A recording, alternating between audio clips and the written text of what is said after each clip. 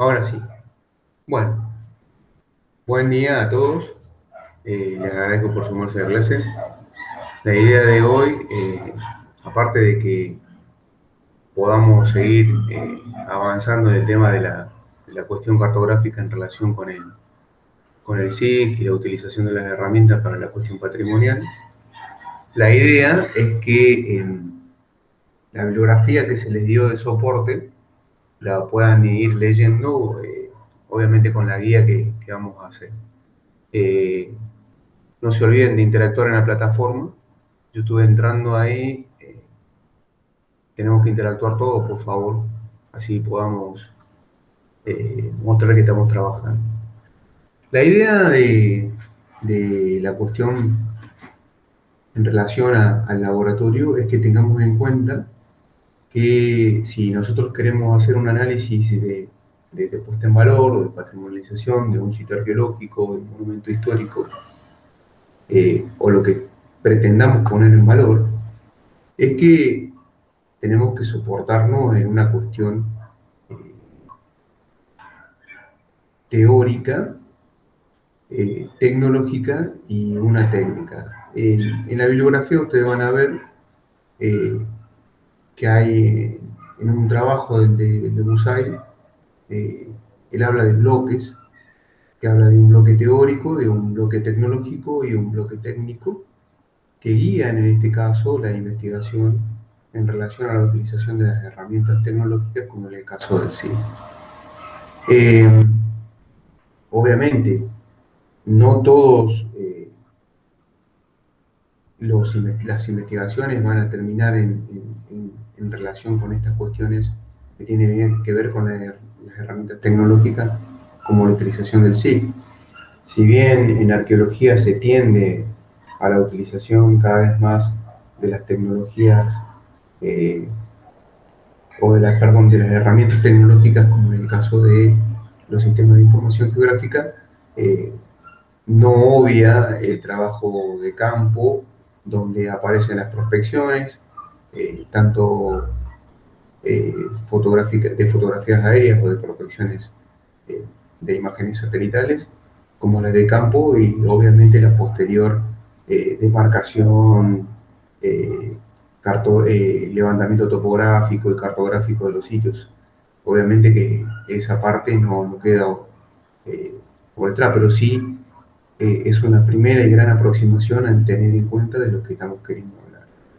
Y la otra cuestión que sirve en estas cuestiones teóricas es que nosotros nos vamos a apoyar mucho en los viejos conceptos de la arqueología procesualista o empirista, donde tenemos que conocer cuál es el universo de estudio que estamos trabajando. Y en ese universo de estudio que estamos trabajando, obviamente que tenemos que tener en cuenta o tenemos que saber realmente cuál es la cantidad de sitios o de monumentos que tenemos en nuestra área de investigación y sobre todo llegar a determinar o hacer un ranking de esos sitios para saber realmente cuál es el que pretendemos poner en valor o que queremos dar la idea de patrimonializar. Porque obviamente que el concepto de patrimonio es un concepto bastante rebuscado y como una cuestión, eh, sobre todo teórica, depende mucho del investigador y de las consignas que se tomen en cuenta.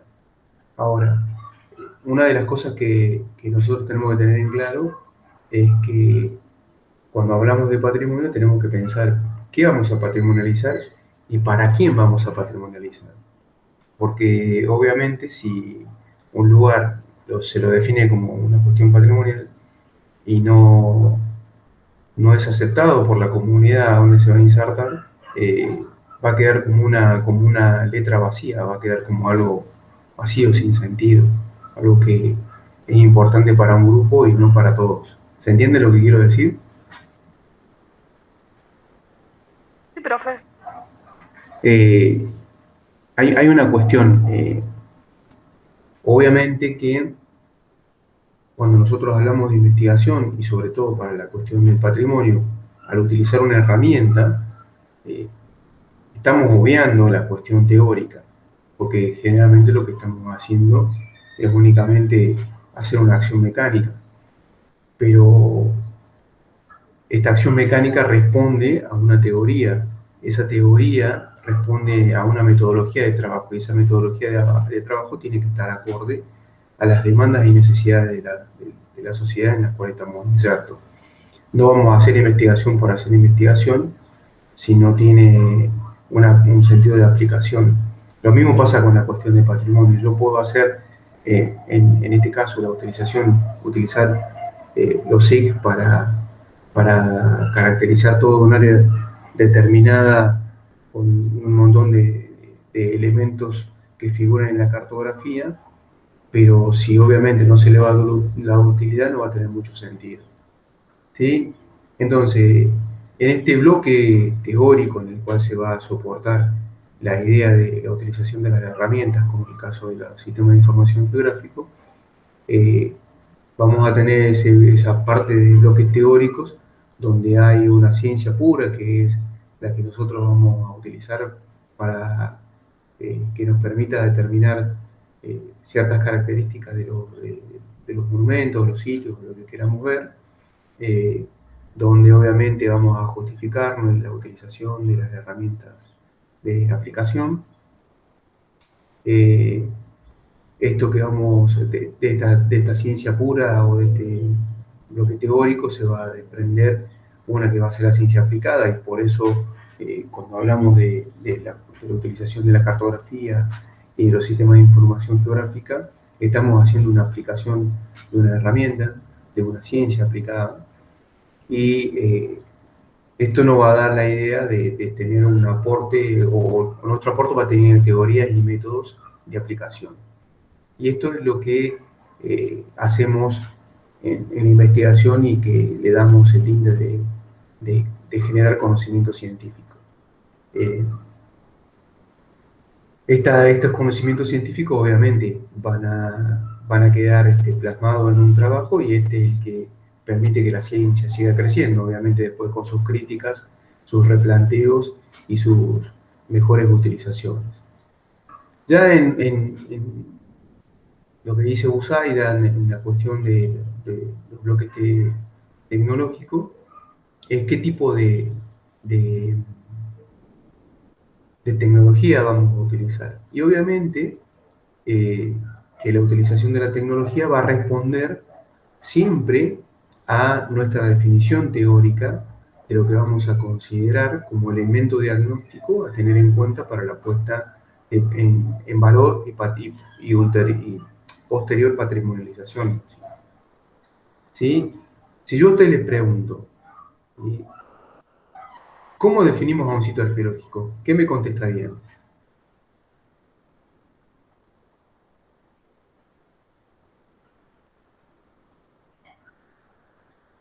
Es una pregunta, ¿no? ¿Cómo se define un sitio arqueológico?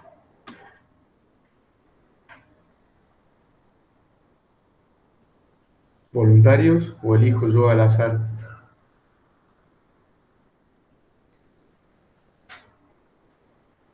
Hola, ¿me escuchan? Sí, profe. Acá estamos todos dormidos. Sí, me parece que sí. Y donde se ha encontrado evidencia de actividad del pasado. Ajá. ¿Estamos todos de acuerdo con lo que dice Melina? Sí, puede ser un lugar que comprenda restos de presencia, de actividad humana. Sí, A ver, pero pasado o presente, Vicky. y no ha pasado. Y muchas veces también no solo de humanos, creo, porque también de animales. A ver, si yo quiero definir un sitio arqueológico, ¿cuál es la componente principal que tiene que haber, aparte de evidencia material? Que es el resultado de la actividad humana. Por lo tanto, a los animales, Melina, los dejamos de lado. ¿Sí? Ya haríamos etiología del comportamiento animal del pasado, pero no. esa parte no nos interesa. A ver, Meli, ¿qué quiere decir? Profe, Sí. y es, por ejemplo, suficiente que haya cualquier resto, objeto, elemento para que sea considerado de inmediato sitio arqueológico?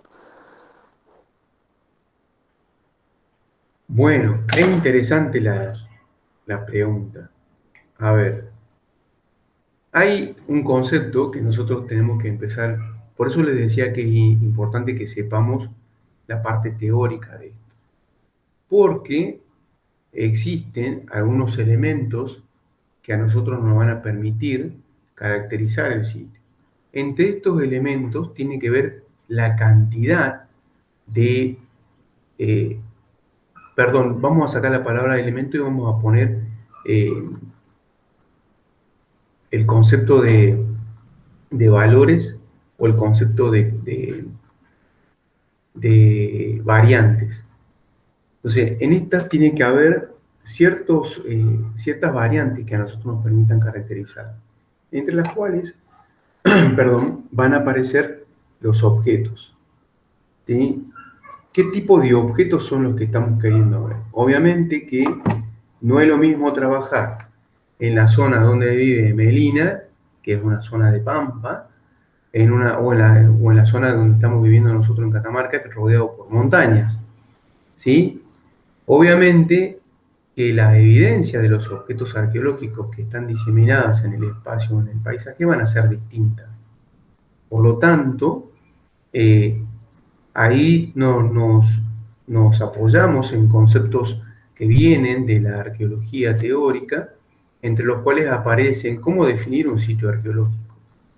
Y para definir un sitio arqueológico utilizamos algunos conceptos teóricos que vienen de la mano de una arqueología que es la arqueología distribucional, que nos permite caracterizar ciertas cuestiones referentes al tema.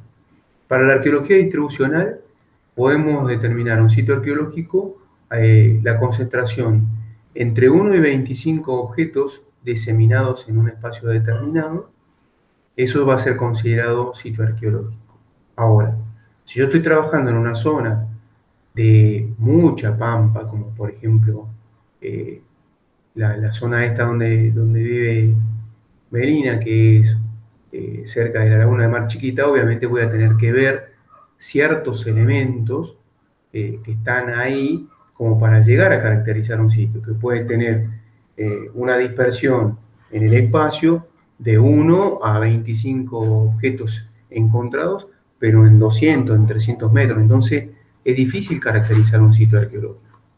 Nosotros, obviamente, decimos que el sitio arqueológico va a ser considerado aquel que tenga objetos de actividades pasadas, obviamente de actividades del hombre, ¿sí? Pero es un poco difícil. Más fácil va a ser cuando nosotros tengamos sitios como en el caso de los que están acá rodeando la ciudad capital o donde tenemos estructuras, hablando de Catamarca digo, donde tenemos estructuras que las podemos llegar a ver y decir, bueno, estas son habitaciones o recintos de las personas del pasado. No sé, va a ser mucho más fácil. Pero en la zona de Pampa y la zona de Patagonia, esto fue un desafío bastante grande. Entonces, lo que hicieron en la década de los 90 y todavía se sigue haciendo es utilizar este concepto que viene de Estados Unidos con la nueva arqueología, que es la arqueología distribucional, que les permitió caracterizar esta parte. Obviamente, siempre va a responder a mi marco teórico de referencia y a mi definición operativa. Pues se acuerdan que yo les decía que siempre, y se lo voy a repetir al cansancio, cada concepto que nosotros utilicemos viene acompañado de una concepción teórica, y esa concepción teórica, esa carga teórica que tiene ese concepto que nosotros utilicemos, la tenemos que tener en claro para que no nos confundamos y nuestro análisis sea lo más fluido posible. Por esto este bloque teórico del que habla USAID, estas teorías en las cuales se va asentar nuestro trabajo tiene que estar bien claro. Si bien nosotros vamos a utilizar una herramienta, esa herramienta va a responder a un marco teórico. ¿Se entiende? Sí, profe. Bueno, entonces, es difícil definir sitio arqueológico. Ahora, Profe, sí, Marcelo. pero los restos óseos, digamos, de animales también identifican un sitio arqueológico, ¿verdad? Porque si yo encuentro restos con esto que hablábamos el otro día, ¿se acuerda? Cortes que me demuestran presencia humana. Claro, está bien. Eso sería en qué tipo de análisis estemos utilizando.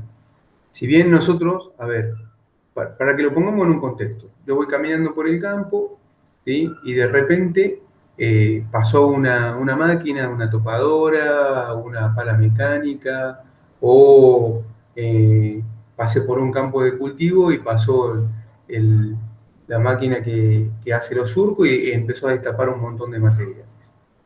Obviamente que en primera instancia lo primero que tengo que ver es el tipo de concentración y llegar a determinar algunos elementos. Si obviamente me aparecen huesos, voy a tener en cuenta algunas particularidades. Saber qué tipo de hueso es el que tengo y, y si se pueden apreciar algunos cortes, sí. Una cosa es lo que estoy viendo en el campo y otra cosa es lo que estoy viendo en laboratorio. Y ahí es la diferencia.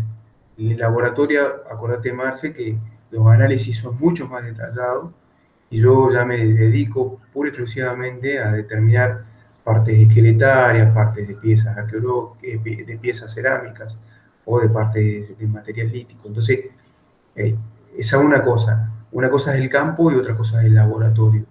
Y el laboratorio, obviamente, que los análisis van a ser distintos.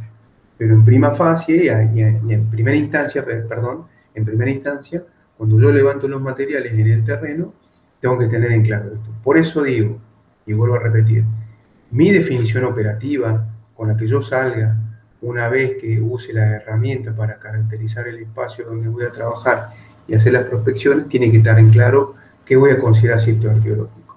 Obviamente, todo planteo teórico llevado a la práctica va a tener su rectificación, va a tener su momento de reflexión y en ese momento de reflexión y sobre la marcha voy a cambiar porque en el terreno voy a encontrar cosas o me van a aparecer cosas que no están planteadas en la teoría.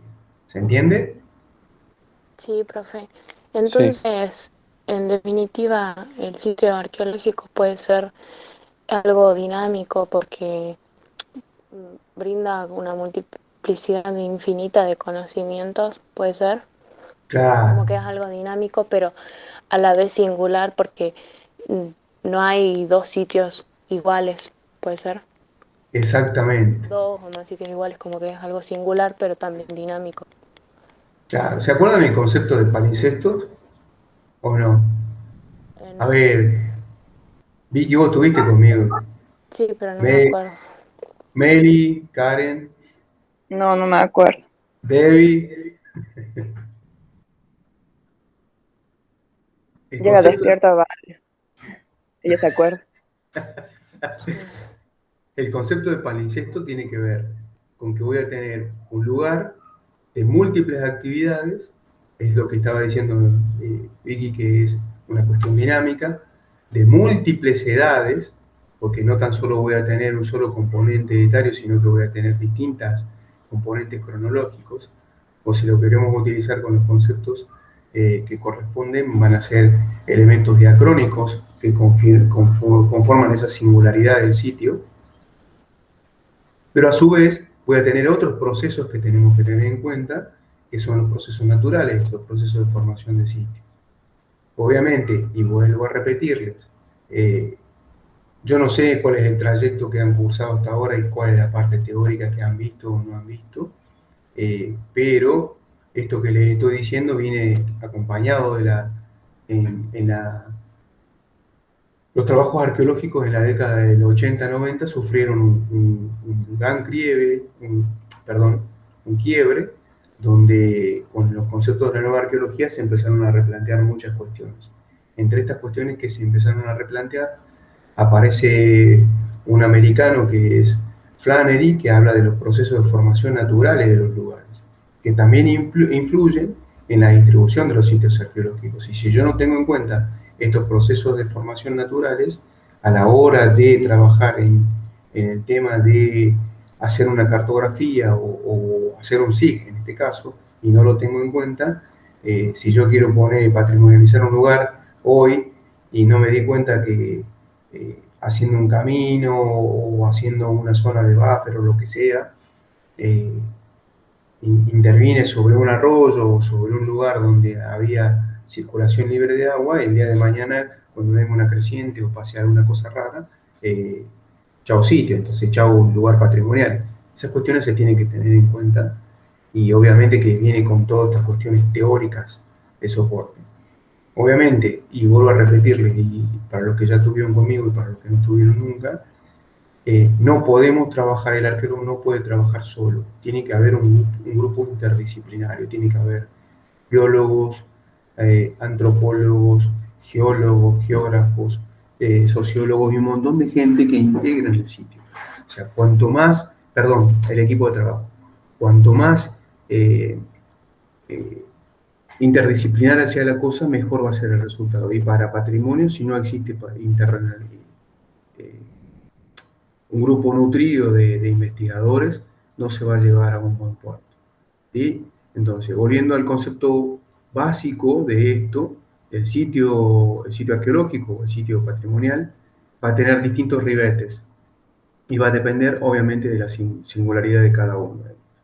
Entonces, después lo vamos a ver, después les voy a volver a pasar el concepto de palimpsesto para los que no lo tienen, y así lo vemos, para que nos queden claras estas cuestiones. ¿Sí? Entonces, una vez que yo tengo en claro estas cuestiones dentro de la investigación, diseño el procedimiento, o vamos a diseñar el procedimiento para ejecutar esta cuestión. Y en el diseño, obviamente, lo que vamos a empezar a hacer es algo que en una primera instancia le vamos a decir construcción del dato. ¿Sí? Voy a construir el dato. ¿Qué quiere decir construir el dato? Es registrar todo aquello que nosotros consideremos importante. Y esta construcción del dato, que no está bien dicho, pero lo vamos a utilizar como para que se entienda, es darle entidad a esa realidad que estoy viendo, problematizar la realidad. Y un concepto que sí viene y que se usa mucho en estadística, que es darle ponderación. Y esa ponderación puede ser una ponderación simbólica, o en el caso nuestro, hacer una ponderación de darle una entidad numérica, algo que nos permita acumular datos, o sea, decir 1, 0, 10, 20, lo que sea, pero darle una ponderación para poder después hacer cuestiones estadísticas y un montón de proyecciones que se hacen en estas cuestiones. Entonces, ese diseño de procedimiento que vamos a utilizar en el campo puede variar, ¿sí? Entre simplemente recolectar datos a través de una libreta de campo, de una grabación, de una grabación de video, o la utilización de planillas. Somos amantes en arqueología a utilizar planillas, y esas planillas lo que estamos haciendo es darle una ponderación a esa realidad. ¿Se entiende? Sí, se entiende, profe. Entonces, estos van a ser los valores que nosotros vamos a utilizar. Obviamente que no le vamos a poner valores estéticos, es decir, lindo, bonito, feo, entero, roto, no. Vamos a ponderarlo como para que tengamos una cuestión de entendimiento. Y recién ahí, cuando tengamos la parte teórica y la parte del diseño a llevar al campo, vamos a empezar a usar las herramientas. Obviamente que, como vimos en la clase anterior, primero tengo que tener en claro cuáles son todos los elementos que voy a utilizar, que vienen de la cartografía y que vienen de la geografía, para empezar a entender la utilización de los sistemas de información geográfica. ¿Sí? Preguntas hasta acá, dudas. No, profe, ¿usted puede subir por las dudas una de esas planillas como para verla? Sí, sí, Meli, no te hagas problema. Planilla vamos a ver 1.000.000, así que no te hagas problema. Así Bueno, que gracias. sí, no hay drama. Obviamente, y vuelvo a decir,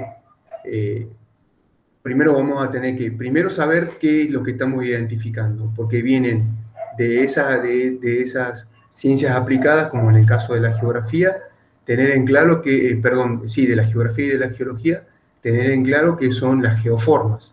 Una geoforma es una montaña, una terraza de inundación, una terraza aluvional, un canal de estiaje, un río, una quebrada, ¿se entiende? Entonces, si yo tengo en claro cuáles son los elementos que estoy identificando, que voy a identificar en el terreno, ya la ficha va a ser mucho más fácil de llenar.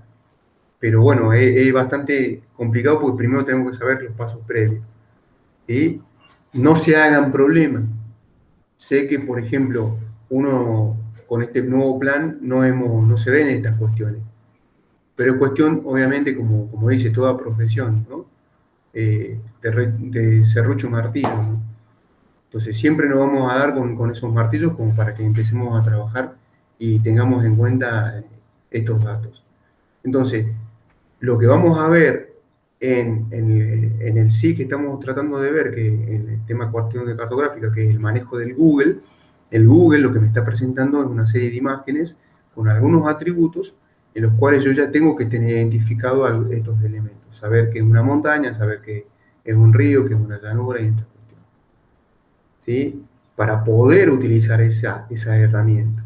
Pero de todas maneras, la ficha es una guía técnica. Entonces, la ficha que es la guía técnica, en la cual me va a permitir realizar esas primeras tareas antes de salir al campo, cuando yo las vea en Google, va a ser más fácil de entender. Entonces, obviamente, como la cuestión es que podamos llegar a entender, lo que voy a hacer es compartirles a ustedes cómo se trabaja, una de las tantas formas de trabajar con Google. ¿Preguntas? No, por lo menos yo no, profe. No, Acá por ahora bien, no. profe. Ninguno, Mira. Fer. Yo sí. Quería volver a lo del sitio. Sí. Sí, te escucho. Si es necesario que sea un sitio bien delimitado, o se puede hablar sobre un radio no especificado, o algo parecido, no sé si me hago entender. Está bien, está bien. Te entiendo lo que vos querés decir. A ver, obviamente que nosotros, cuando trabajemos, vamos a trabajar en cosas muy puntuales. Un sitio arqueológico, un sitio histórico, o lo que podemos considerar después monumento, tiene, obviamente, y eso lo estuvimos viendo, y de hecho esta herramienta permite eso, marcar y darle una coordenada a ese espacio. Ahora, los límites en la cuestión de los sitios arqueológicos es bastante irregular. ¿Por qué? Porque va a depender mucho de lo que nosotros podamos estar viendo en superficie. Cuando hacemos un análisis superficial, vemos lo que está por encima del terreno. Cuando hacemos un análisis, otro tipo de análisis, que en el caso de las fotografías aéreas, en las fotografías, perdón, satelitales, que son las infrarrojas que me permiten un acercamiento a lo que es subsuperficial, o sea, aquello que está enterrado, y puedo llegar a ver alguna forma en los sitios arqueológicos, ahí cambia ese tipo de espacialidad que vos te referís, Meli. Entonces, la idea es que nosotros podamos llegar a ver en una primera instancia aquello que sí está erigido sobre el terreno. Pero siempre tenemos que dejar la posibilidad que en proximidad a ese sitio arqueológico puede haber evidencia.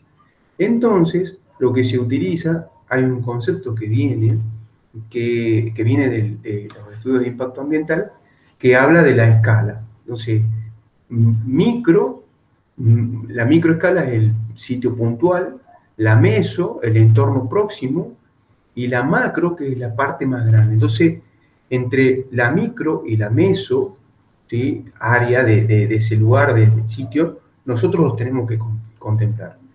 Existen miles de recetas con respecto a esa cuestión.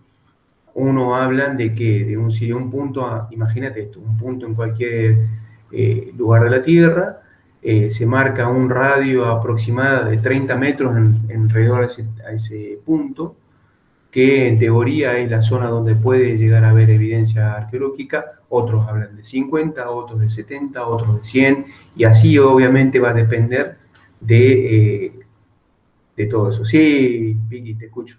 Profe, y por ejemplo, a la hora de trabajar con SIG, hay que tener en cuenta también la bidimensionalidad y la tridimensionalidad del sitio, o eso Por, como que no importa. por supuesto. Si yo tengo en cuenta eso, que en algunos el SIC me lo permite ver, lo que voy a obtener es un modelo más aproximado de esa realidad. Entonces después les voy a mostrar un ejemplo de lo que nosotros estamos trabajando con un sitio arqueológico, con la puesta en valor del sitio arqueológico que queda acá en una localidad de la provincia de Catamarca que se llama Las Juntas. El sitio se llama La Silleta, y es un sitio en altura. Y si yo no tuviese en cuenta en el tema de la puesta en valor y de la patrimonialización del lugar, no tendría en cuenta, por ejemplo, es una ladera, es una parte alta de montaña, y como todo, obviamente, toda montaña tiene sus procesos de formación de sitio, y esos procesos están acelerados en los últimos años por la cantidad de ganado. Y si yo no tengo en cuenta todas estas cuestiones en la tridimensionalidad y en la bidimensionalidad del terreno, por ahí me puedo llegar a comer que una senda de las que se están utilizando o que utilizan los animales, si yo la corto o no la corto, se puede afectar directamente sobre el valor patrimonial o sobre el sitio patrimonial. ¿Se entiende? O sea, todos estos elementos que andan dando vuelta los tengo que tener en cuenta. Después salen un millón de análisis. Sí, perdón, corté, no sé, ¿alguien quería hablar? No, profe, quería decir que todo claro, ahí ya me dejo más claro todo. Bueno, lo que sí nosotros tenemos que tener en cuenta lo siguiente, y recuérdense que existe adentro de lo que es la Constitución Nacional el tema de la propiedad privada. Y si yo no tengo en cuenta las cuestiones catastrales de los lugares, por ahí me puedo golpear el pecho como el gran defensor de la cuestión patrimonial, pero si no tengo en cuenta la propiedad privada, por ahí me puedo mandar una de esas que no tienen vuelta, ¿no? Claro. Profe, Sí. profe, y por ejemplo, una vez que se trabaja con el SIG, después como que no hace o no hace falta, digamos, constatar esa información o hacer una, no sé, una prospección, un sondeo después de trabajar con el SIG, o es, digamos, 100% segura la información que brinda el SIG. No, a ver, una cosa es que yo trabaje con el SIG para identificar, por ejemplo, en algunos casos, sitios patrimoniales. Perdón, en realidad, yo lo que estoy haciendo en primera instancia es la evidencia material de lo que el programa me permite ver. En este caso, que nosotros estamos trabajando con arqueología, lo puedo llegar a determinar con la utilización del SIG. Pero el SIG no muere únicamente con el sitio arqueológico. Toma en cuenta otros elementos que están en el terreno, como la cuestión cartográfica, como la cuestión de algunos hitos determinados, como la presencia de caminos, la presencia de alambrado, la presencia de algunos lugares cercanos, de obras civiles, de canteras de extracción de árido. O sea, hay un montón de elementos que yo le cargo al SIG que a mí me permiten tener una mejor idea del manejo que le voy a dar a ese patrimonio. Ojo, el manejo patrimonial o la cuestión patrimonial implica todas las actividades que se dan en torno, próximo y cercano al lugar que yo estoy queriendo utilizar como bien patrimonial. ¿Sí? O sea, no es que va a quedar inmaculado y ahí puesto en un pedestal lo que yo estoy patrimonializando. Obviamente va a tener cierto movimiento, los procesos de formación, pero los procesos naturales van a seguir interviniendo en el lugar. Entonces yo tengo que hacer de esto que vamos a utilizar, que estas herramientas únicamente para identificarlo y para cargarlo en un mapa, se desprenden otros cuestiones. ¿Se acuerda que hablamos de la gestión? ¿Sí? Entonces va a depender después, a posteriores, qué hace la gestión gubernamental o la que tenga injerencia sobre esa cuestión patrimonial, sobre ese sitio. ¿Sí? Entonces, no es que yo quede ahí, que se queda congelado, sino que nosotros lo que vamos a utilizarlo es simplemente para dar una caracterización y ubicarlos en el globo terráqueo. De ahí en más, lo que es gestión patrimonial corresponde por parte de los organismos gubernamentales. ¿Se entiende? Sí, profe, sí, quedó claro. Para poner un ejemplo, no sé si todos ustedes conocen, hay un bien patrimonial que está en la ciudad de Córdoba, que son las ruinas jesuíticas que están en todas en algunos departamentos de Córdoba. Sí. Bueno, con el tema de las ruinas jesuíticas, existe una gran controversia porque, por ejemplo, en determinados lugares se ha dejado muy puntual y específicamente todo lo que son las estancias, pero únicamente cercanos a los cascos. Y se ha dejado de lado el tema de la preservación en esas ruinas, en esas estancias jesuíticas, de todo lo que eran los campos. Y en los campos están diseminadas muchas de las actividades que se daban en torno a esas ruinas.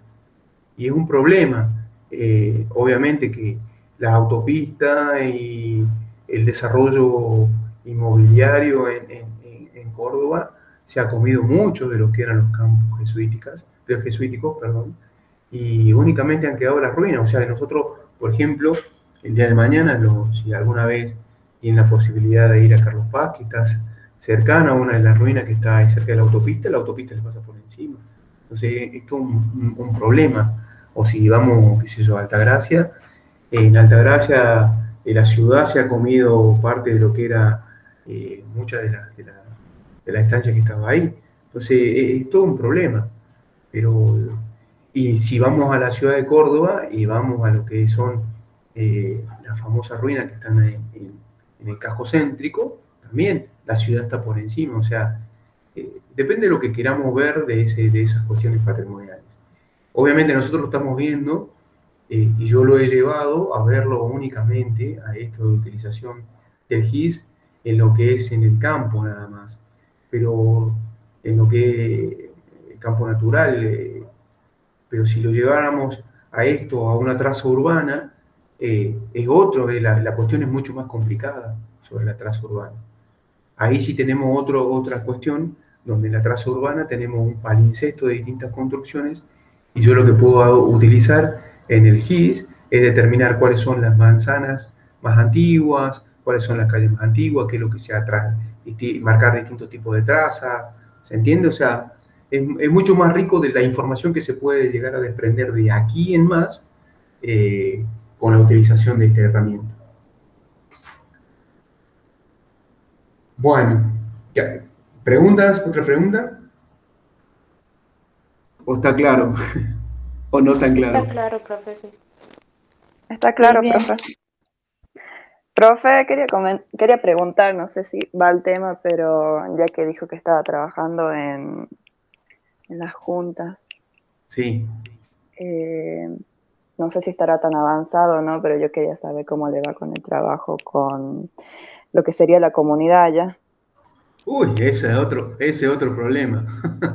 Sí, como dice que, bueno, está todo por el tema de la ganadería, y como que yo pienso a la gente no le debe importar mucho un sitio mientras el ganado Bueno, coma. claro, ahí está otra cuestión, que viene a lo que estabas diciendo vos, Melissa, respecto de los límites. Generalmente no pasa lo mismo, por ejemplo, en el caso donde vive Melina, donde sí los campos tienen dueños o están arrendados, y hay límites puestos por la gente, ¿no? Hay unos límites que hablan de la cuestión de propiedad. Generalmente, y pasa en estos lugares como de, de acá de Catamarca y de otras provincias, donde aparecen los famosos campos comuneros. Y los campos comuneros es una actividad que se reduce a un grupo de personas. Entonces, identificar cuántos son los comuneros que tienen acceso a la tierra es el primer paso.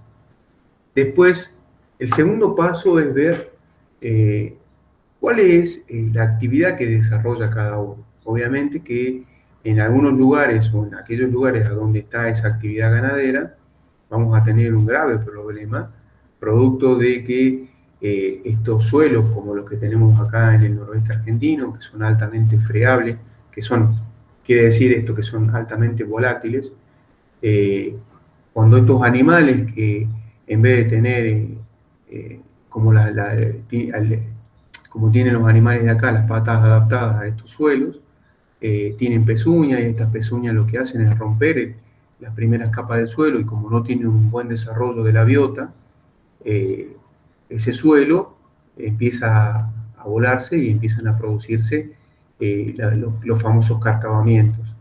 Y si las cárcavas avanzan, pueden afectar los sitios o los monumentos que nosotros queramos poner en valor. Es un grave problema que en una primera instancia eh, tenemos que solucionar. En el caso de Córdoba, por ejemplo, en el caso donde vive Medina, la actividad ganadera y agrícola queda reducida a que cada uno de los individuos que tiene esta actividad lo hace en su campo y lo realiza con ciertas regulaciones. Acá es como vos decís, Melissa, te suelta el animal para que lo críe en la naturaleza. Sí, Melina, te escucho. Bueno, acá lo que pasa, no en los campos, pero sí en la costa de Ancenusa, cuando baja Ah, el agua quedan, por así, hay muchos cacharros todavía, y la gente pasa con vehículos ahí o hacen picadas y se destruye todo. Y no está regulado eso. sí, el tema de ahí de la provincia de Córdoba es bastante complicado por la aplicación del tema de la ley y de los grupos de investigación. Eh, lo vimos, la vez que estuve ahí, lo vi con cierta preocupación a la cuestión, pero bueno, eso depende de cada uno de los organismos. Eh, es problemático, pero tampoco la legislación nacional permite estas cuestiones, o sea, no, todo muere en las administraciones públicas de las distintas provincias, eh, y por ejemplo en el caso de Catamarca, no sé cómo será el de Córdoba, pero por ejemplo acá nosotros en el caso de Catamarca, todos los años la Dirección Provincial de Antropología, a los que hacemos investigación acá, nos pide que hagamos eh, un registro detallado utilizando unas fichas que vienen de Nación, que se llaman la ficha de RENICOA para el tema de, de los sitios. ¿Me aguantan un segundo que me están llamando por teléfono? Sí, profe. Sí. Sí, profe.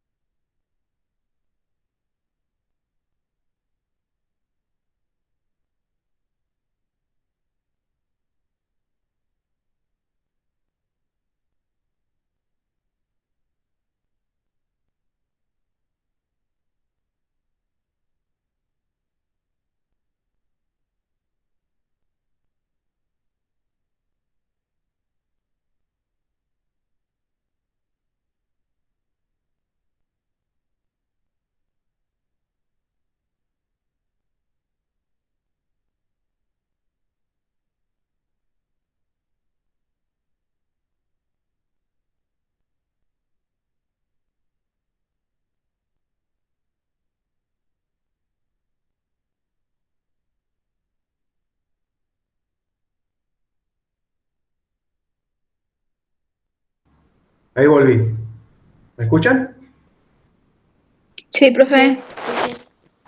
A ver, ¿dónde estábamos? Me olvidé. Nos estaba contando que es diferente las regulaciones dependiendo de cada provincia, que acá en Córdoba a usted le había preocupado mucho cuando vino el estado en que estaban las cosas. Y a mí también, porque acá Acenusa es parque nacional y para mí tendría que tener un poco más de cuidado, por así decirlo. Bien, Meli, hay una cuestión ahí. Los parques nacionales se manejan con otro tipo de regulación. Pues fíjate, Córdoba tiene no tan solo Ancenusa como parque nacional, sino que entra dentro de lo que son eh, hay otro parque nacional que entra dentro de lo que tiene arqueología y que tiene un manejo que se llama manejo múltiple, Cerro Colorado. Y Cerro Colorado eh, tiene, aparte de cuestiones históricas, pintura rupestre y bueno, es medio loco porque los guardaparques manejan una parte de lo que está permitido adentro del Parque Nacional y cada vecino que tiene en su campo pintura rupestre tiene su propio guía o autoriza determinados guías para que entren a ver las pinturas rupestres. O sea, es bastante es medio raro el tema ese de ahí Sí, de a Cerro Cerro Colorado. Colorado nosotros siempre vamos en el primario y la última vez que quisimos ir en el secundario había algunas partes que estaban cerradas, cuando ya años anteriores todos han pasado y todas esas cosas. Sí, y es más, se regula en determinadas horas. Vos tenés dos guías únicamente a ver dos de los frisos que hay en Cerro Colorado y el resto, si vos querés entrar, tenés que pagarle a uno de los que están ahí, de los guías, esos que están ahí. Pero bueno, ese es un problema. En este caso, en esas áreas múltiples, eh, es Sí, un problema. manejan todos los vaquianos. Si quieres saber algo hay que preguntarle a ellos.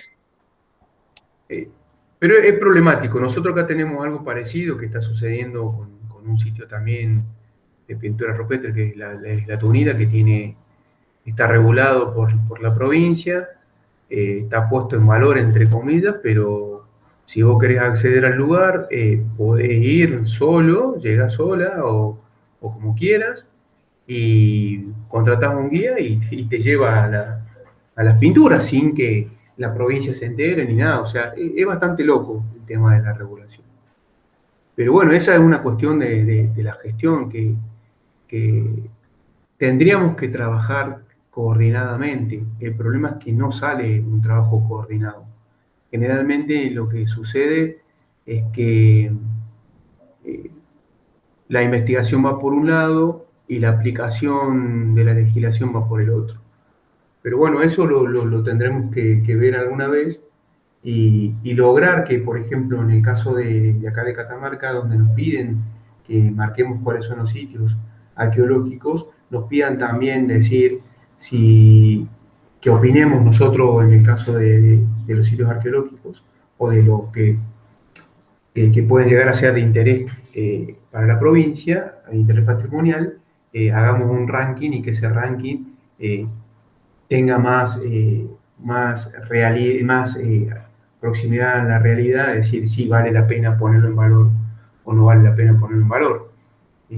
Pero bueno, eso también depende de los intereses de la comunidad donde esté inserto el bien y de la gestión de turnos. ¿Sí? Un grave problema. No sé si lo vamos a solucionar en el corto plazo. Pero bueno, es con lo que estamos. Bueno, ahora sí, lo que voy a hacer es compartirle de Google Earth un, un videíto, está bastante interesante, me gustó porque explica mucho de lo que estuvimos viendo. Obviamente que este topógrafo que lo hace es mucho más didáctico que yo y está bueno, así lo vemos. ¿Sí? Yo lo único que les voy a pedir, si tienen alguna pregunta me dicen o si quieren que lo paro porque yo voy a compartir la pantalla. Y cuando empiece a compartir la pantalla, como lo tengo que poner para que se escuche, eh, no veo quién levanta la mano y todo eso, ¿sí? Bueno, profe. Sí, profe. Profe, ¿usted ¿Tiene a mano el video que mostró el otro día en la clase pasada? Sí, ¿Y sí, lo puede todo. pasar por el grupo? Sí, sí, ya se los voy a pasar. Porque en No, la no, no. clase grabada no se escucha tan bien y Bien, quiero volver a ver. buenísimo. Excelente, excelente. Yo les paso todo, no se hagan drama. Voy a empezar a compartir esto, ¿sí? Bueno, Díganme qué están viendo. Nada. eh, todavía no. Ahí está. Bueno, Ahí está YouTube. ahí lo empiezo a compartir. Así lo ven. ¿Cómo ven ustedes? ¿Ven una sola pantalla? ¿Ven dos pantallas? No, Cuéntenme. se ve, digamos, el video, pero toda la página de ¿En YouTube. toda la página? Sí, Bueno, excelente. Entonces ahí empiezo. Yo voy a apagar el más audio. grande.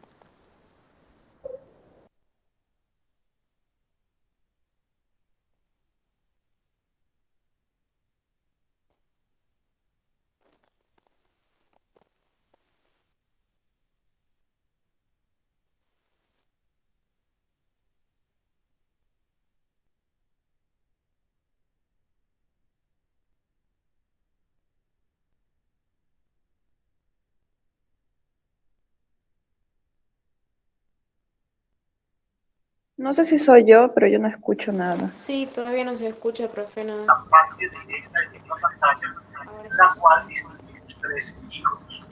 Iniciemos con el icono inferior, que corresponde a una barra de acercamiento y alejamiento de la imagen. Entonces, acá justamente estamos acercando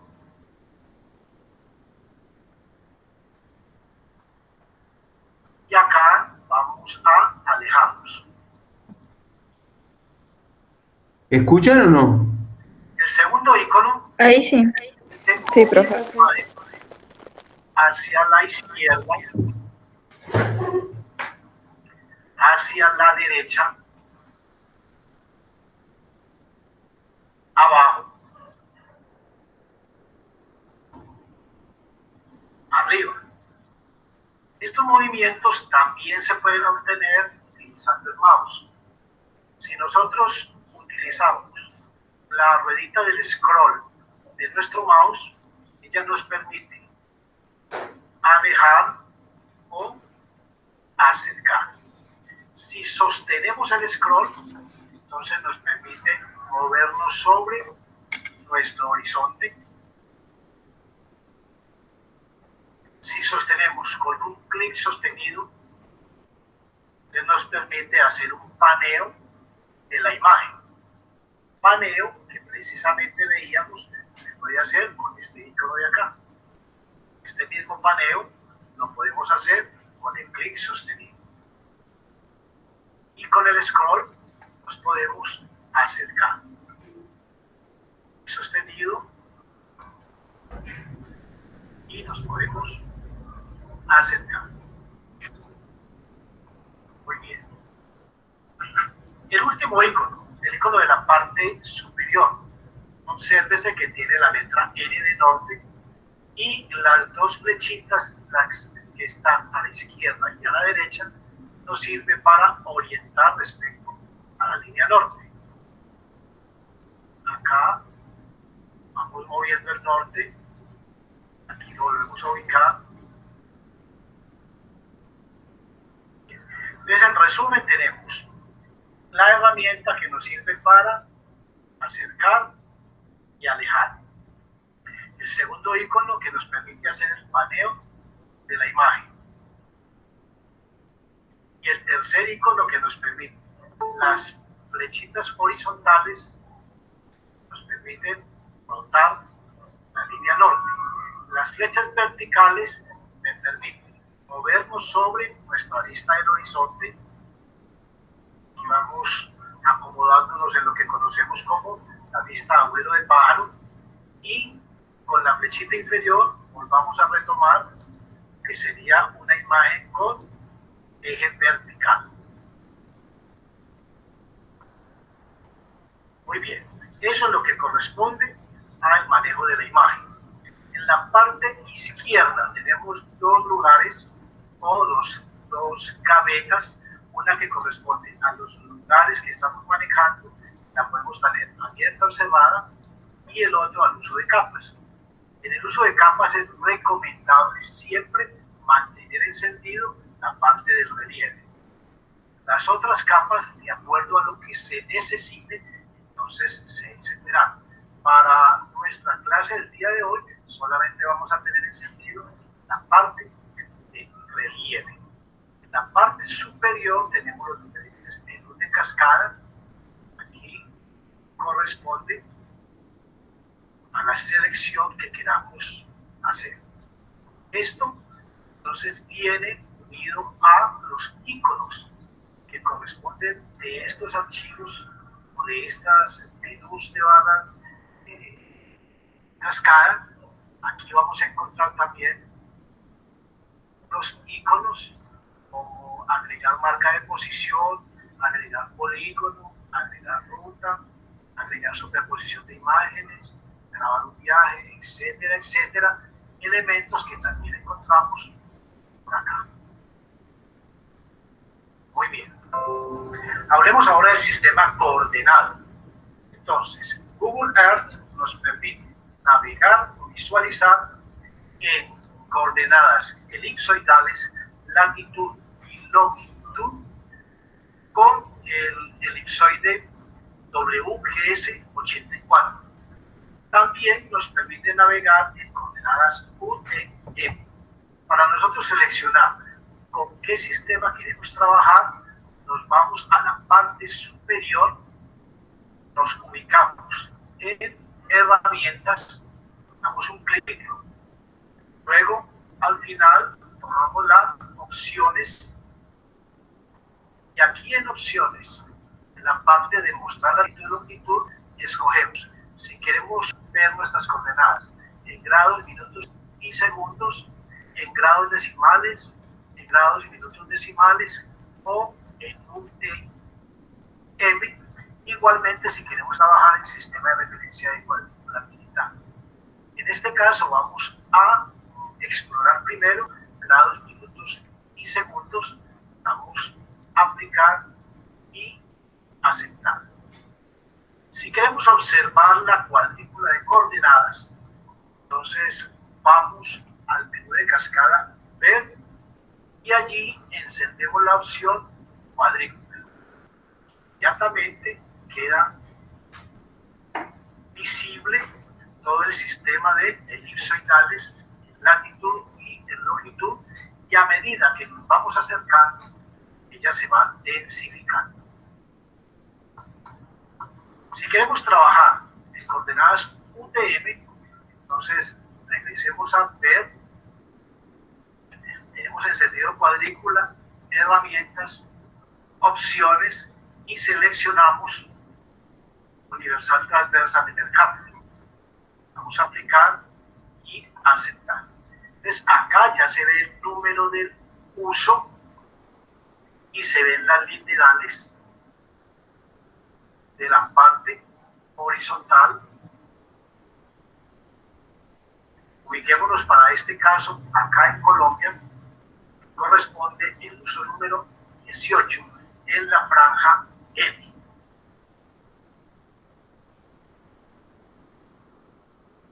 Si queremos observar por teclado la cuadrícula, entonces utiliza las teclas Control L. Ese sería el interruptor para ver o dejar de ver la cuadrícula. Entonces pulso Control L, inmediatamente se apaga la cuadrícula. Nuevamente Control L, se enciende la cuadrícula. Vamos nuevamente a herramientas, opciones, y vamos a quedarnos acá en grados, minutos y segundos, aplicar y aceptar, y vamos a apagar la cuadrícula. Ver y apagamos la cuadrícula. Bien, aquí más o menos un resumen de lo que va a ser la interfaz de usuario con la que vamos a trabajar. Bien, empecemos entonces ahora sí con el manejo de las herramientas y sus diferentes utilidades. Empezaremos con el concepto de navegación. El programa tiene diferentes formas de navegar. Una, cuando tenemos las coordenadas elipsoidales, el punto del cual queremos visualizar. En este caso vamos a tomar este ejemplo. Recomiendo a aquellos que estén viendo de forma interactiva este video, pues tomar nota. Tenemos un punto que se llama Cañón del Colorado. Este tiene unas coordenadas elipsoidales, latitud 35 grados, 49 minutos, 15.24 segundos norte, y una longitud de 113 grados, 34 minutos, 13.33 segundos oeste. La primera condición para navegar en Google Earth con coordenadas elipsoidales es que tengamos los valores en grados y minutos. Entonces vamos a convertir en la latitud los 15.24 segundos, pues los dividimos entre 60 y tendríamos un valor de 0.2540 minutos, que se lo sumamos a 49. Así nos quedaría 35 grados, 49.2540 minutos. Igual procedemos con la longitud. Tomamos los 13.33 segundos, los dividimos entre 60 para saber a cuántos minutos equivale y nos da un valor de 0.2221 minutos. Fracción que se la sumamos a los 34 minutos para que nos quede en 113 grados, 34.2221 segundos. De tal manera entonces que nos quedaría tal cual como se observa acá. Nos quedaría que el punto Cañón del Colorado tiene una latitud 35 grados 49.2540 minutos norte y una longitud de 113 grados 34.20 minutos oeste. La forma de hacer la anotación en Google Earth para buscar el punto, entonces digitamos los grados de la latitud, dejamos un espacio, luego digitamos los minutos seguido de el meridiano, si es norte o si es sur, y coma para enseguida anotar la longitud 113, dejamos un espacio, digitamos los minutos seguidos de su indicación si corresponde al hemisferio oeste o al hemisferio este. O sea que en Google Earth estaríamos haciendo esta anotación. 35 espacio 49.2540 n, 113 espacio 34.21 oeste. Vamos a proceder en el programa para que entendamos mejor de qué forma vamos a navegar. Al final, siempre hay que elegir. Es absurdo. ¿Cuál es el plan? Ese es el problema de trabajar Ya con... ubicados en el programa, nos ubicamos en la parte superior izquierda, en la casilla que está debajo del título Buscar. Y allí digitamos entonces primero la latitud, 35 espacio 49.2540 y seguido de la letra N, norte, coma, digitamos 113 espacio 34.2221 seguido de la letra W que corresponde a oeste y luego damos clic en buscar.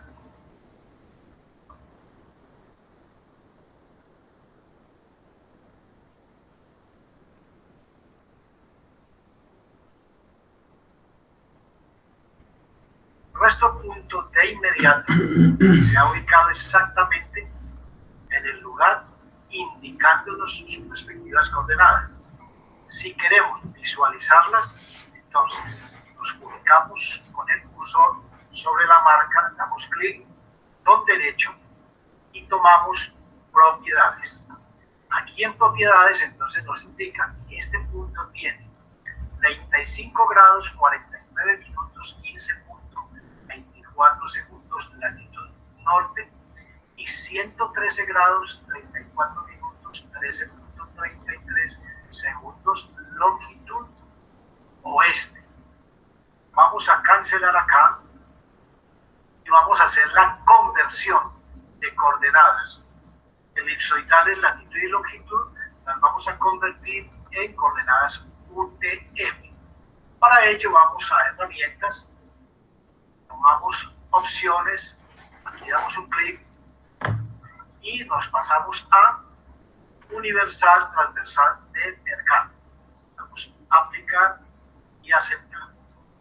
Nuevamente nos ubicamos sobre la marca, botón derecho, propiedades, y aquí ya tenemos. Estamos en el uso 12S, con una coordenada este 267.791.40 metros este y una coordenada norte de 3.967.133.49 metros al norte. Entonces, como pueden observar, aquí nosotros podemos hacer la conversión de una manera muy rápida y eficaz de coordenadas elipsoidales a coordenadas UTM o al contrario, de UTM a coordenadas elipsoidales latitud y longitud.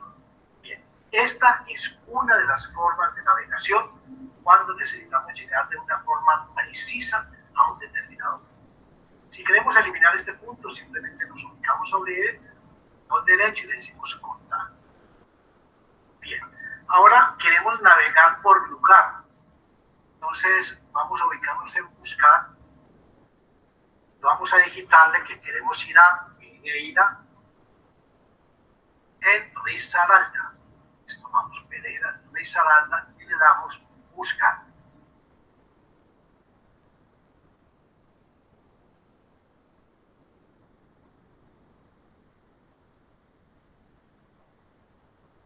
Ya nos hemos ubicado justamente acá en Pereira.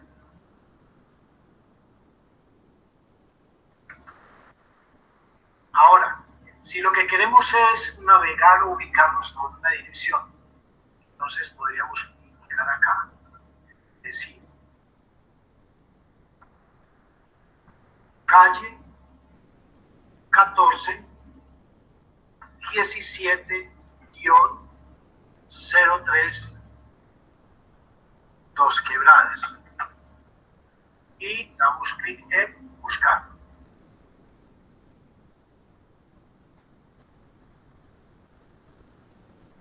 Y de esa manera ya hemos llegado al punto indicado. Esas serían las tres formas de navegación: por lugar, por nomenclatura y por coordenadas.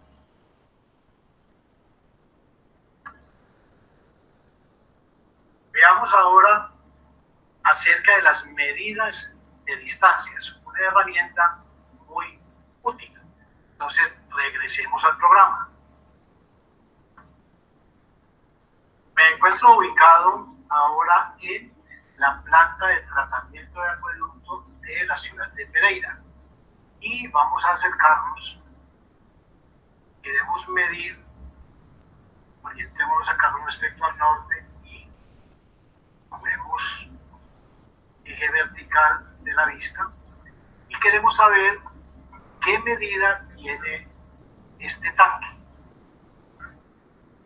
Para eso vamos a herramientas, tomamos la opción regla y en la opción regla nos ubicamos en línea. Acá seleccionamos en qué queremos la medida, la queremos en metros y la dirección en grados. Entonces vamos a medir acá este tanque. Nos dice que tiene 17.17 metros y que tiene una dirección. Esta dirección la entrega en azimut, en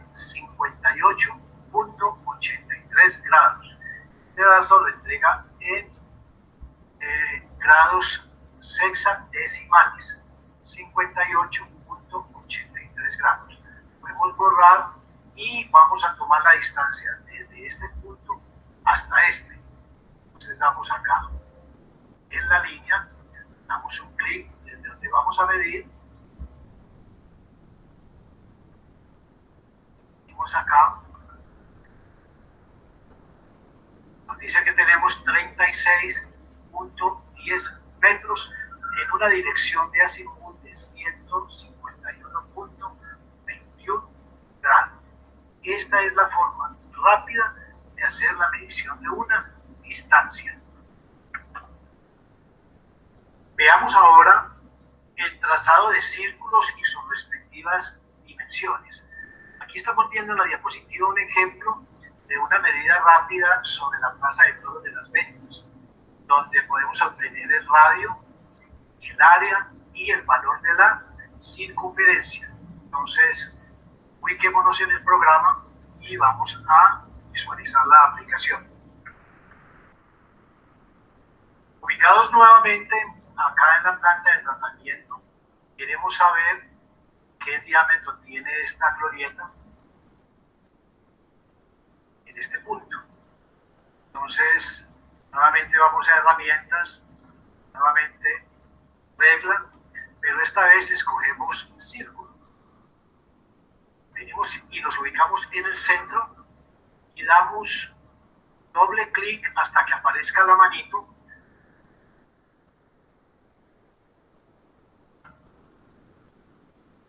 Y aquí tenemos un radio de 9.13 metros, obviamente, de manera previa hemos hecho la selección de las unidades, y un área de 263.92 metros cuadrados, una circunferencia de 57.48 metros. Vamos a tomar el ejemplo de la diapositiva. Vámonos a la Plaza de las Ventas.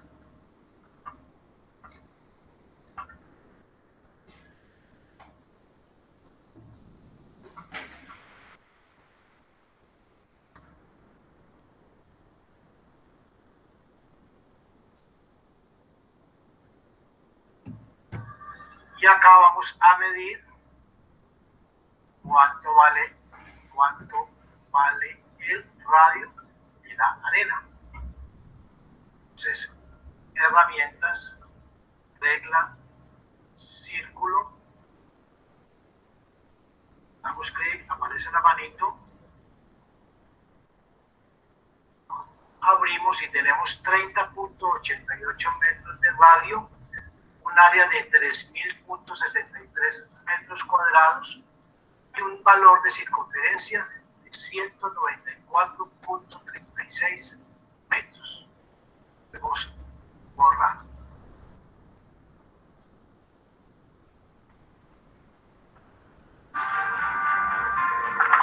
Perdón, chicos. Estoy en vivo en el costo. Tenemos ahora la opción de trazado de polígonos y la lectura de sus respectivas dimensiones.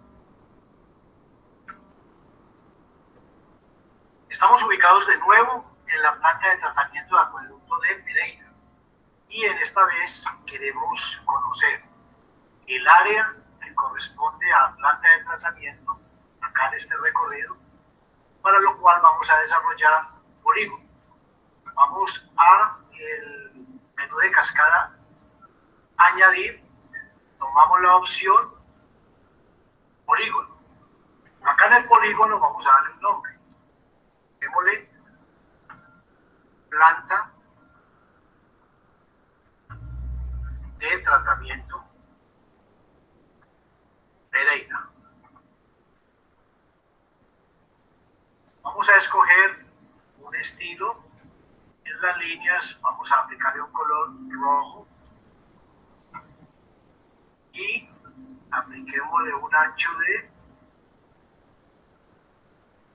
3, dejémoslo con la opacidad de 100%, y acá en el área vamos a escoger que solamente tiene contorno, nada más. Vamos a ubicar mientras tanto este cuadro acá para que empecemos a digitar por este lado. Obviamente, pues aquí yo recomiendo, entre más preciso requiera usted los valores, pues va con mayor cuidado haciendo el desarrollo de esta digitalización. Yo acá lo voy a hacer de una manera más rápida, para que nos rinda el tiempo.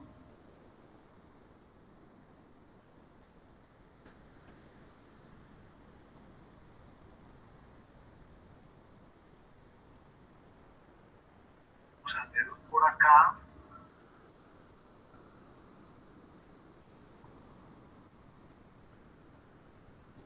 Y dejémoslo ahí.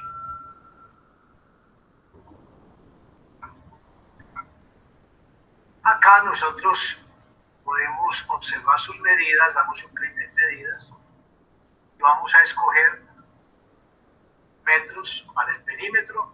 Tenemos un perímetro de 1254 metros y un área de, escojamos en metros cuadrados, de 67.064 metros cuadrados. Si la queremos en hectáreas, seleccionamos hectáreas, 6.71 hectáreas. Voy a regresar a metros. Vamos a aceptar y ya quedó nuestro polígono guardado acá en la parte de lugares. Miren que acá ya está polígono, planta de tratamiento. Si yo quiero ocultar esta línea roja, simplemente acá apagamos la planta de tratamiento, pero el lugar está guardado. Es requisito fundamental tener un polígono trazado para poder generar, como vamos a ver más adelante, un archivo KNZ o guardar un lugar de trabajo. Esta sería la forma entonces muy sencilla, muy simple de trazar un polígono y conocerle sus dimensiones. Podemos tocar acá, podemos tocar acá y aquí podemos eliminar, cambiar nombre, guardar el lugar, que lo veremos más adelante. Y si queremos repasar sus propiedades, aquí está. Estilo, si le quiero cambiar el color, entonces yo le quiero cambiar el color a amarillo.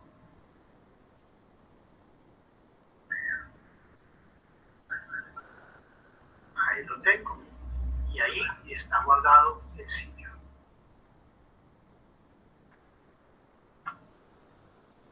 Trazado de rutas. Herramienta muy útil en la aplicación de vías, todo lo que tenga que ver con líneas de conducción, líneas de transmisión. Este trazado de rutas es fundamental también para otra aplicación que vamos a ver más adelante, es la programación de vuelos y recorrido de rutas. Entonces veamos de qué forma trazamos una ruta. Nos disponemos a trazar una ruta del acceso que hay hacia la planta de tratamiento, este recorrido. Entonces vamos a acercarnos un poco, podemos trabajar en 2 dimensiones o en 3 dimensiones. Entonces vamos a añadir ruta y vamos a darle un nombre, acceso a planta de tratamiento. Vamos a escoger el color rojo y vamos a darle un ancho de línea de 3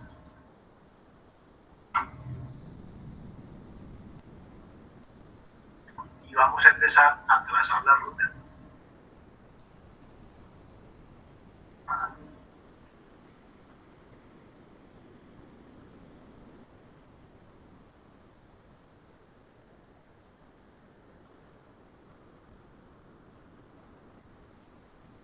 Vamos a entrar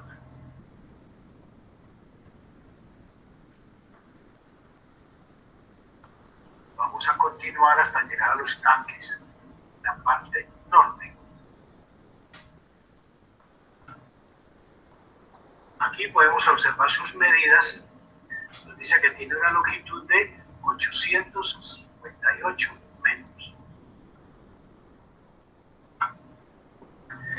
queremos nosotros volver a repasar sus propiedades, entonces acá está con el icono de ruta, el acceso a la planta, podemos dar acá un clic, botón derecho y propiedades. Acá en las propiedades repasamos sus medidas. Si las queremos en metros o las queremos en kilómetros.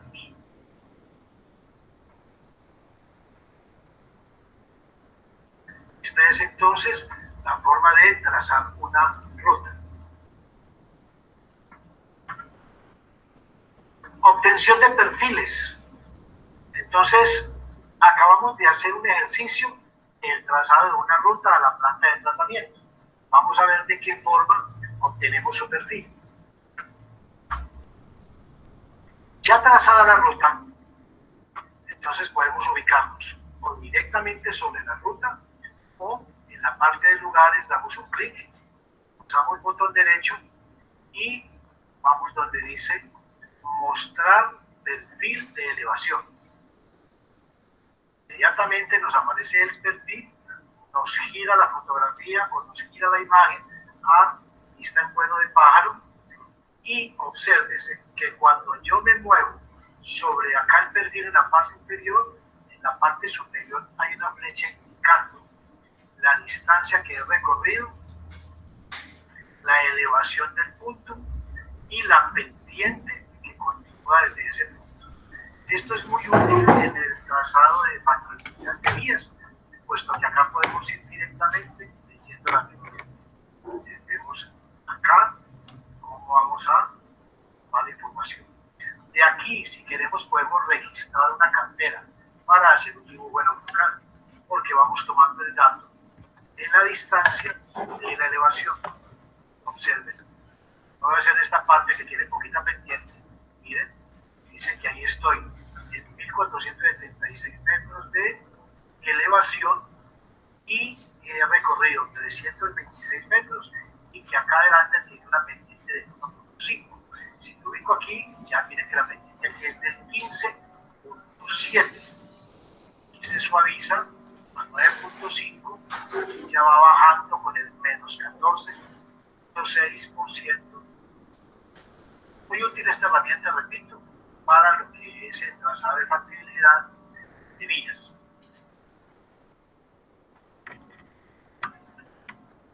Hemos llegado ahora a una parte muy importante, la generación de archivos. Nosotros desde Google Earth podemos generar. ¿Me escuchan? Hola, hola. Sí, profe. Sí, profe. Bueno, Sí, sí se escucha. vamos a dejar de compartir. Vamos a llegar hoy hasta ahí.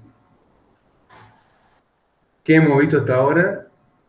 Aparte del manejo de lo que veníamos diciendo en la herramienta de Google, es ciertos atributos de Google que nos permiten jugar. Que adentro en este caso, del GIS, lo que estamos haciendo es construir una base de datos de esas capas que nos permiten a nosotros dotar de información lo que estamos queriendo ver. En este nos mostró el tema de la georreferenciación, de la búsqueda de un punto determinado en Google Earth, de la marca de un polígono, el trazado, la marcación de una ruta y el perfil. Entonces, todos estos atributos que vienen y que están dentro de la cuestión geográfica, lo que nos permiten ir generando una serie, obviamente, de capas en el mismo programa y que a su vez lo que nos permiten es darle un mayor sentido a nuestra investigación. De la misma forma, hemos trabajado, acá se está trabajando puntualmente sobre una traza urbana y en el marcado de vía de acceso y los perímetros del área, al igual que las mediciones. Nosotros obviamente después lo vamos a extrapolar a un sitio arqueológico en particular o a una serie de sitios arqueológicos en particular así podemos verlo mejor. Después yo les paso este video, así lo tienen, es bastante completito y permite jugar con estas cuestiones. Esto sería lo que tenía pensado para hoy. Yo les voy a estar subiendo ahora el trabajo práctico número 2, así seguimos leyendo un poco de teoría, no nos descuidemos con la cuestión de teoría, pero está interesante para que empiecen a jugar con el programita. Por ahí, qué sé yo, si se me ocurre algo, les paso alguna idea para que marquemos dentro de un trabajo práctico, hacer un polígono y marcar con estas cosas. ¿Preguntas? Profe, por ahora no, pero lo único que sí puede pasar en el enlace del video de la clase anterior. Sí, ahora ya lo pude descargar, entonces ya les voy a pasar directamente el video acá, ¿sí? Así que ténganme paciencia, lo único que les pido. Sí, profe, gracias. A ustedes. Bueno, gente, ¿alguna pregunta más? No, profe. Buenísimo. Bueno, Bueno, nos vemos. nos estamos viendo, chicos. Nos Suerte. vemos, profe. A seguir Chao, cuidándose. profe. Nos Chao, chao. vemos.